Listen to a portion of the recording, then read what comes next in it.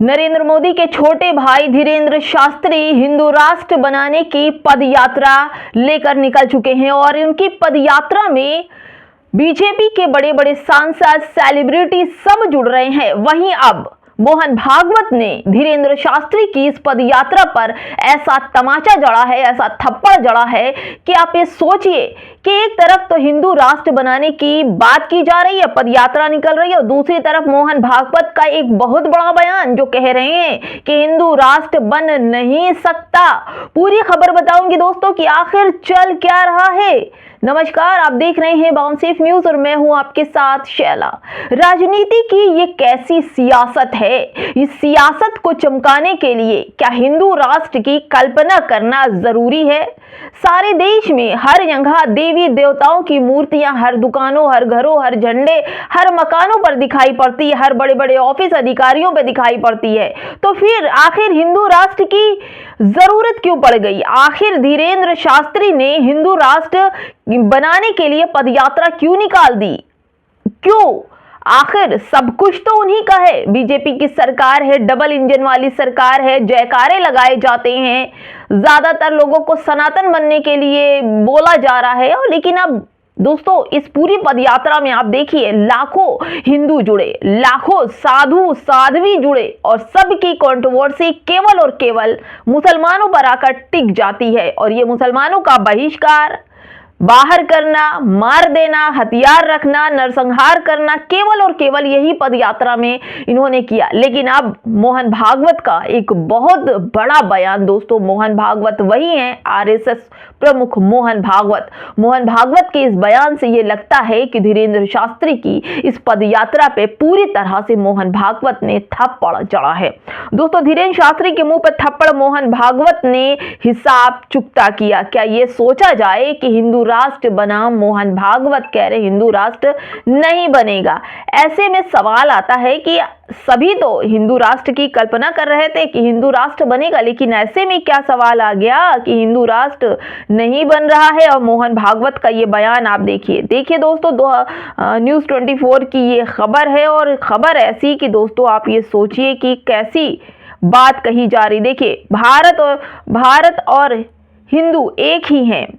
भारत को हिंदू राष्ट्र घोषित करने की कोई जरूरत नहीं, इसकी सभ्यता पहले से ही इसे जाहिर करती है। यानी कि हिंदू राष्ट्र बनाने के लिए क्या जरूरत पड़ गई? आखिर हिंदू राष्ट्र क्यों बनेगा?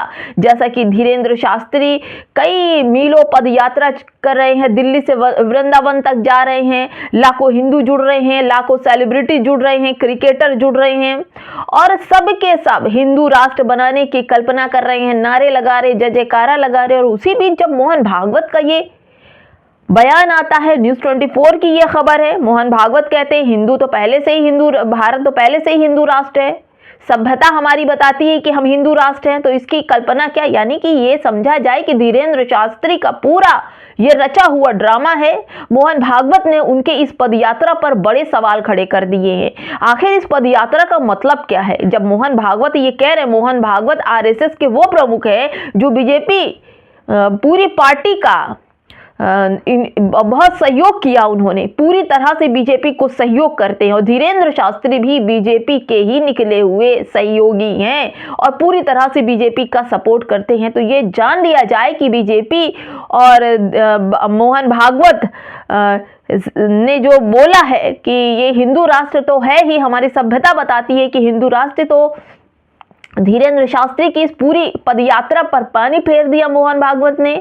जितना कुछ इन्होंने 10 दिन अपनी मेहनत, बुखार, तबीयत खराब, लोगों को जोड़ रहे थे, मुसलमानों का मतलब बहिष्कार करने की बात कर रहे थे, सनातनी झंडा गाड़ रहे थे मुसलमानों के सीने में, उनके बहिष्कार की बात हो रही थी, उन हथियार रखने की बात हो रही थी, घर वापसी की बात हो रही थी, धर्मांतरण की उस पदयात्रा में बात हो रही थी, हिंदू राष्ट्र बनेगा तो ये सब कुछ होगा। लेकिन मोहन भागवत ने इन तमाम चीजों पर, उनकी पदयात्रा पर ऐसा पानी फेरा है और साफ उन्होंने कह दिया कि ये पदयात्रा कोई जरूरी नहीं थी। मतलब हो गया उसका कि धीरेंद्र शास्त्री की पदयात्रा का इसका कोई मतलब नहीं है, ये पदयात्रा पूरी तरह से फर्जी है क्योंकि हिंदू राष्ट्र तो है ही। दोस्तों आप भी सोचिए कि 98% हिंदू इस समाज में है, इस देश में है, और अब हिंदू राष्ट्र बनाने की क्या जरूरत है?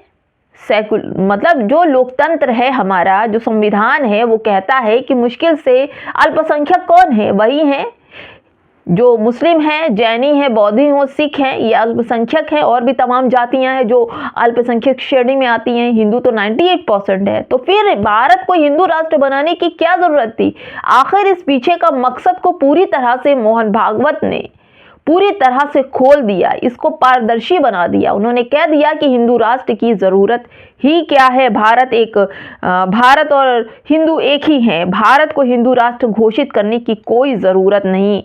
आरएसएस के प्रमुख मोहन भागवत ने ऐसी बात बोली। धीरेन्द्र शास्त्री के मुंह पर थप्पड़ है। ये तो कहिए कि मोहन भागवत ने हिसाब जो है वो सब कुछ चुकता कर दिया। फिलहाल दोस्तों, धीरेन्द्र शास्त्री इस पदयात्रा को लेकर तमाम तरह की बातें कर रहे थे। उनकी पदयात्रा में जुड़ने वाले सबसे पहले खिलाड़ी जुड़े थे, जिनके ऊपर ईडी और सीबीआई का बहुत बड़ा शिकंजा था। और इस शिकंजे से बचने के लिए एक दिन पहले ही ईडी और सीबीआई ने इनकी संपत्तियां जब्त की और दूसरे दिन धीरेन्द्र शास्त्री की पदयात्रा हिंदू या राष्ट्र यात्रा में चले गए। उसके बाद से शिल्पा शेट्टी जुड़ी। शिल्पा शेट्टी वही हैं जिनके पति के ऊपर पॉर्नर वीडियोस बनाने का आरोप लगा और कई दिन वो जेल में भी थे। अब उसको भी ये सोचिए कि किस वजह से वो धीरेन्द्र शास्त्री की पदयात्रा में आई हैं। फिर मैं आपको बताऊं कि राजपाल यादव वही हैं जिनको बहुत सारे इन्होंने रेंट ले रखे हैं, ऋण ले रखे हैं, बैंकों से लोन ले रखे हैं, वो चुकता नहीं कर पा रहे, हालत पछता है, इसलिए वो धीरेन्द्र शास्त्री की पदयात्रा में जुड़े। एकता कपूर वो है जो अपने पिक्चर में, अपने सीरियल में अश्लीलता परोसती है और ये बताती हैं कि हम लोग सनातन की तरफ बढ़ रहे हैं और हम लोग सनातनी हैं।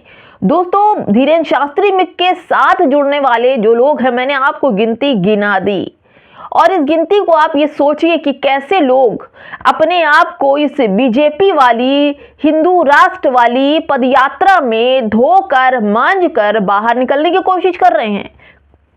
और इस कोशिश के बीच मोहन भागवत का ऐसा बयान कि हिंदू राष्ट्र कभी बन ही नहीं सकता, क्योंकि भारत और हिंदू एक ही हैं और भारत को हिंदू राष्ट्र घोषित करने की कोई जरूरत ही नहीं है। यही बात उन्होंने बोली। अब ये समझ लिया जाए कि क्या धीरेन्द्र शास्त्री और मोहन भागवत में कुछ ऐसी बातें हैं, या फिर कहा जाए कि मोहन भागवत ने वो थप्पड़ जड़ा है धीरेन्द्र शास्त्री की पदयात्रा पर और धीरेन्द्र शास्त्री पर ऐसे ऑब्जेक्शन लगा दिए कि इनकी सारी मेहनत फजूल निकल गई। क्या कहेंगे दोस्तों? कमेंट बॉक्स में हमें जरूर बताइएगा कि आखिर मोहन भागवत ने धीरेन्द्र शास्त्री की इस हिंदू राष्ट्र बनाने की पदयात्रा को क्यों कह दिया कि इसकी जरूरत नहीं। कमेंट बॉक्स में हमें जरूर बताइएगा दोस्तों। नमस्कार।